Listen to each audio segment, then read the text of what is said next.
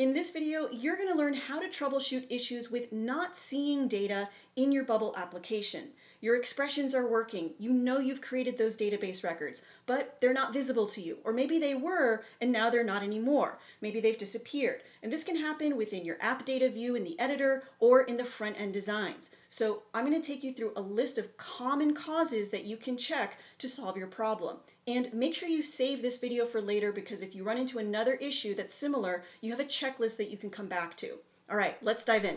The first thing you'll want to do when you're troubleshooting data display issues is to just confirm that you actually have the data saved to your database. So you can do this from your editor within the data tab and then the app data sub tab here. Go over to the data type you're trying to troubleshoot and just check the record that you're looking to retrieve and display information on the front end. You know, your front end designs and your workflows, those are all merely instructions to gather the data from your database and then manipulate them, display them however you want. But you'll first want to confirm that it even exists in the database to begin with. Even if you think that it's there, it's always a good practice to get in the habit of just double checking. You never know. There might have been a step that you took previously that had a ripple effect and cleared out information without you even realizing it, okay? So for example, with these user records, we can see that Phoebe here doesn't have a first name saved to this field. Joey doesn't have an hourly rate or a last login timestamp. Okay, so if we're trying to display this information for these specific users, we can immediately see, oh, we don't even have data to begin with. That's why nothing's showing up in the design. Now, I also want to call out a special thing here with this view. I'm going to go over to the contacts data type, and let me widen this column here. Now, this particular data type has a relationship to a list of notes, which is another data type. So there are linked records here. Okay, this contact record, Joey Tribbiani, has a relationship to 3 note records, and the notes are represented by their timestamp. Okay, this is the primary field for the note data type. So if I go to the primary fields window here and I change the primary field for the note data type to the unique ID, every record has a unique ID, you can see that the representation has changed. It's the same records, but we're identifying it by a different field. Now, the unique ID is going to be the absolute safest, most reliable primary field to go off of if you're just trying to confirm that records exist, especially in relationship fields here. If you choose a custom field, such as, you know, the timestamp, I'm going to go back to this, that is less reliable, because if I go into one of my note records, okay, let's go to this first one here, and I clear out this timestamp, okay, and hit save, right? So the record is not deleted. I've just removed this value, and I go back to contacts. Notice that from this view, it looks like I only have 2 linked entries, when in fact I do have 3, but the third one has an empty value for the field we're using to represent the record. So it's misleading here. That can create a lot of confusion. So if I open up the contact record, we can actually see that third related note is there, right? It is present in the list, but we don't have a value for the primary field to represent it. So if I go back to change the note's primary field to the unique ID, then I can see that third item again, because again, unique IDs are, you're going to have one for every single record. You can't remove it. That's why I say that's the most reliable. Now let's talk about element visibility. This is one of the most common causes for having issues with displaying data, which is the fact that your visual element is simply turned off in its visibility. Okay, so if I go into my editor here, I actually do have a text element that is supposed to display the current user's full name, plus this static text here to serve as a label. But we're not seeing it on the front end, right? I don't see that text there. And that is because in the layout tab, I have the element is visible on page load setting turned off. Many reasons why you might want to disable this. You know, by default, when you add your elements, this is turned on, but you know, I might have wanted to have this only be visible under a certain condition. But if you don't complete those conditions, you know, so that there is something to make it visible, or maybe if you wanted to make it visible via a workflow, but you haven't completed that workflow, or maybe there's a mistake in that logic, then, you know, the element will not appear for you. And you can also confirm this visibility property by using the inspector tool. So as long as you have your debugger on here, if I go to inspect and I search for that text element, let's actually search for it by name. I'm going to go to the element here. This is text current users full. Let's rename this to say first full name, just because I have a few of them on this page. I'm going to refresh my page so that I can search off of that label for my visual element. Okay, so I'll go to inspect and I'll search first full, there we go, right? There's the element. We can already see that Bubble is saying, hey, this is invisible. And if I select this, I have another way to confirm this under properties. This element is visible. It says no. So it doesn't even matter what my expression is, whether it's correct or not, whether it's able to retrieve the name or not, which I can see that it is. The element overall has been turned off in its visibility, right? That property has been disabled. And so I'm not seeing it there. As soon as I check this box, and we refresh our page here, we'll be able to see that element show up. Okay, there we go. Now we have it. Okay, real quick here.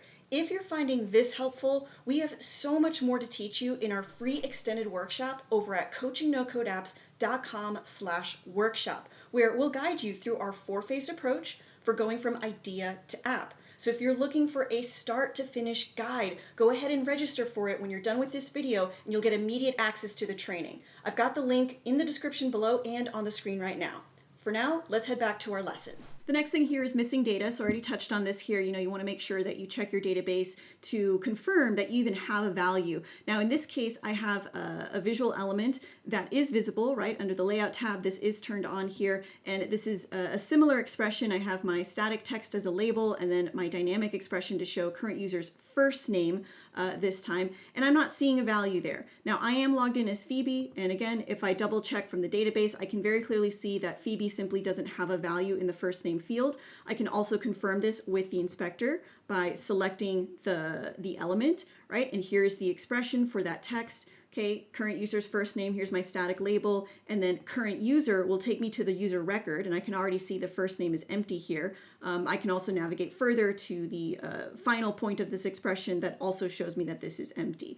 Okay, so definitely use your inspector to break down your expressions. It may not be at the very end of the expression. It could be somewhere in the middle where you might filter something out too much, or you might be referencing a field that's inaccessible or an empty field. Maybe there's a missing relationship. Okay, so check those expressions to find where the source of your data display issue is. Another common source of missing data is not defining any default values or initial contents for your inputs and your custom states. Okay, so here I have an input. Let's say that I expect to see my full name, the current user's full name here. I'm not seeing anything, so I want to visit the input's initial content setting right here.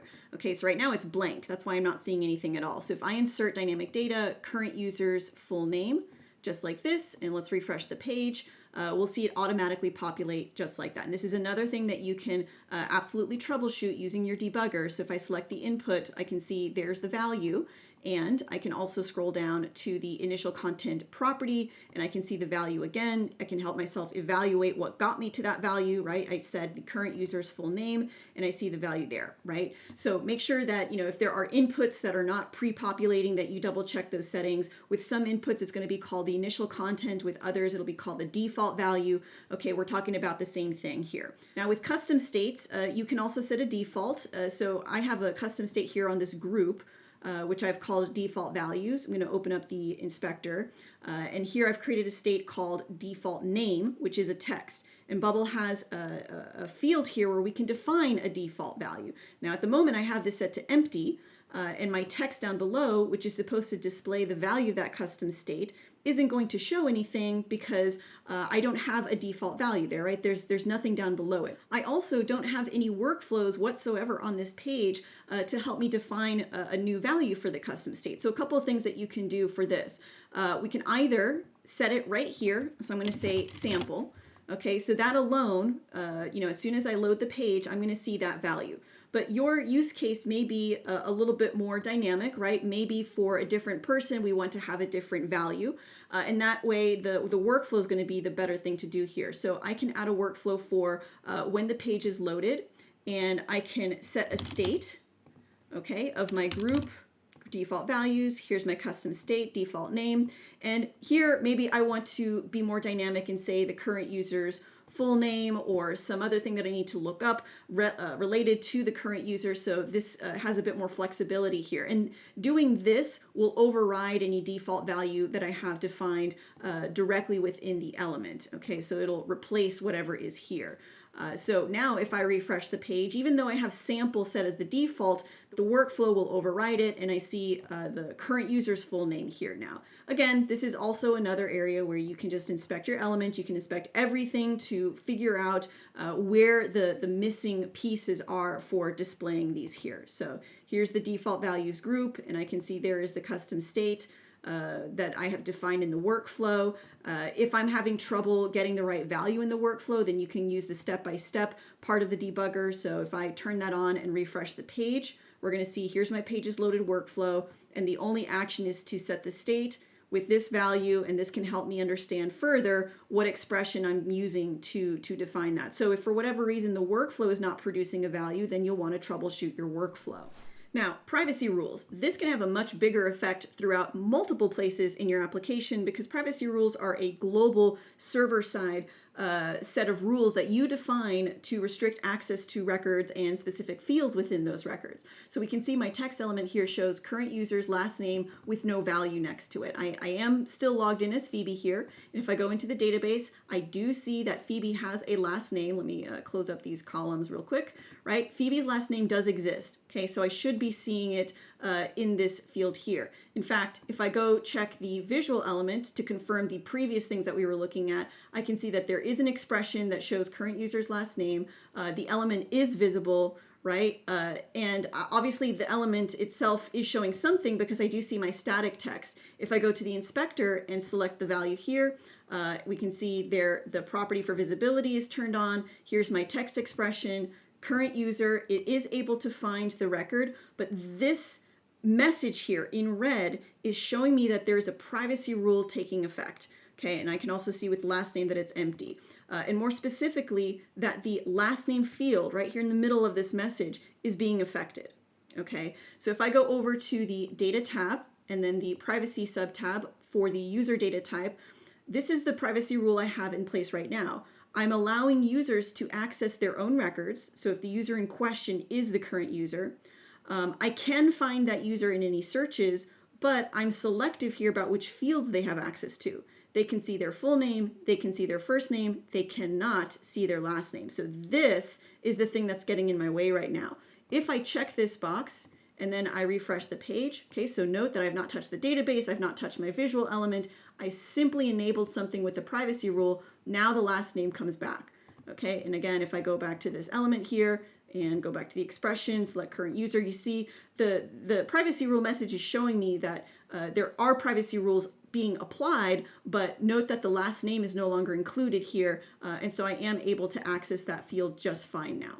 Okay, if I were to try to access this field for a different user, I would not see it because if I'm looking at somebody else's record, I fall under the everyone else permission. You can see that I've turned everything off here. So definitely take a look at your privacy rules. There could be something that is creating a conflict.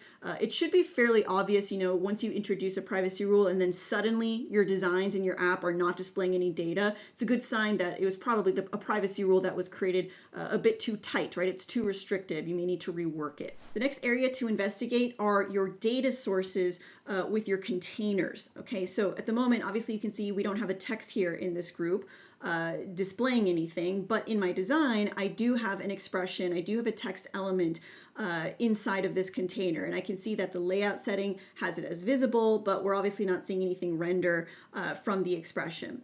So what's happening here is that this group has a type of content set to user. Okay, therefore, any element within it can reference that user, right? The parent group's user's details. I can have multiple text elements that go to the first name, another one to the last name, another one to the last login timestamp, any other details there. It's really helpful to be able to consolidate your data source to a container like this because if the user in question is a result of a search, you're only having to do that search once. Now, the issue here is that there is no data source defined. I'm also not defining the data source in a workflow, which I could. The display data action would allow me to do that. But because I can go either way, because I can also change the data source in a condition, Bubble's not going to require me to define a data source here. But if I leave it empty and I don't define it any other way in workflows or conditions, then it's just going to be empty all the time. And this expression is not going to have a user to pull from to then display a full name. technically everything is configured properly. And this is why this particular thing is really easy to overlook, and it's a common issue because there are no technical mistakes. Notice that our issue checker is clear, right? Our expression is formatted properly. The group element doesn't have to have a data source defined here, but if I don't define it any other way, then I'm never going to see anything. So what I'm going to do here to correct this is set the data source to the current user. Okay, so this is a user record that I'm referencing, and then inside of it, I can pull from that user, the parent group's user, to display whatever detail I want. So right now I'm going to the full name again, going to refresh the page, and now we see that value show.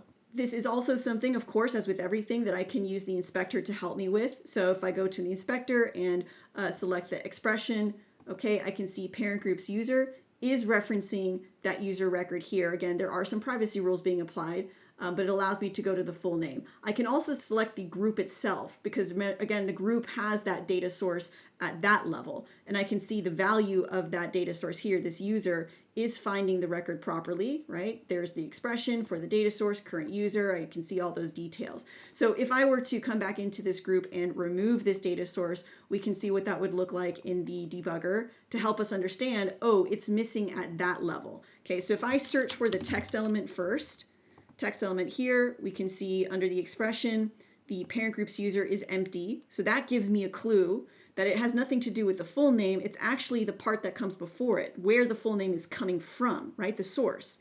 So the parent group. So if then I go to select the group here, I can see the user is empty, the data source is empty here, right? And that's going to give me a clue to go check that expression if it even exists, or maybe even realize for the first time that it was missing all along. That's where my mistake was. Or it may prompt me to visit a workflow that is using the display data action. Maybe I have a misconfigured expression there. Maybe I needed to define it a condition based on my scenario. Okay, so be mindful of expressions that are referencing other containers or potentially other inputs or other custom states and have dependencies. Okay, this is something that can easily have a ripple effect, and you kind of have to trace back to where that roadblock happened. Next, conditions. I've touched on this a few times with the previous examples, but don't forget about these. A condition can definitely change what you display. So right now, this text element is showing the current user's full name, or it's set up to show that. And I do have a condition that says when the current user is logged out, we're going to change the text. It's possible that in your designs and your implementation of these sorts of things that you leave this empty or you hide the element altogether, right? The visibility property is turned off because if the current user is logged out, then there's nothing to show. Okay, so I'm going to remove that text change and we'll just change the visibility. So I'm going to refresh my page here. I am logged in at the moment, so I am going to see the full name. But then if I log myself out, okay, that text goes away. And that sort of thing might not always be so obvious depending on how you implement your designs, right? If you're reviewing your expressions, you have an expression, you've checked the database, privacy rules are not getting in the way, this is visible here in the page layout, but if you miss looking at the conditions that can change those properties, then that's the thing that you need to troubleshoot. And this is also something that can come up in the debugger. So if I go to, let's see if we can find, this is the current user's full name. I'm going to copy that and search for it here. Right now, it's invisible because you can see here that condition is passing. So this is very helpful if you have a more complex design with lots of conditions and it's hard to sort of narrow down what is the thing that's disabling the visibility. Having these conditional checks and show you in green, that means that the condition is passing. If you see the condition displayed here in red, that means the condition is failing, so it's not applying. But this one is right now because the current user is in fact logged out, therefore it's hiding the element altogether. And finally, you want to check every component of your expression, especially if it's more complex. Expressions are very flexible and you can have all sorts of filters and modifiers added to them. You can have references to other values.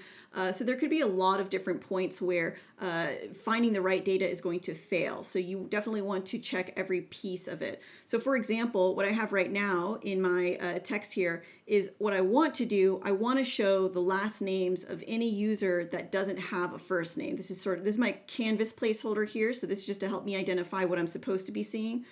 But I have an expression that's just the wrong expression. And this kind of thing is what I see all the time with folks who are brand new to Bubble. They're trying to display users who don't have a first name. So they'll do a search, they'll go to their first names and say is empty, right? I'm looking for people whose first names is empty. This sort of seems like, I should maybe get there. I see this all the time. When in reality, this is just the wrong kind of expression. I mean, we can see that this is not producing the result we want. I'm seeing a bunch of yes and no's here because what this is saying is we have found some users in the database. Okay, so this is a list of users.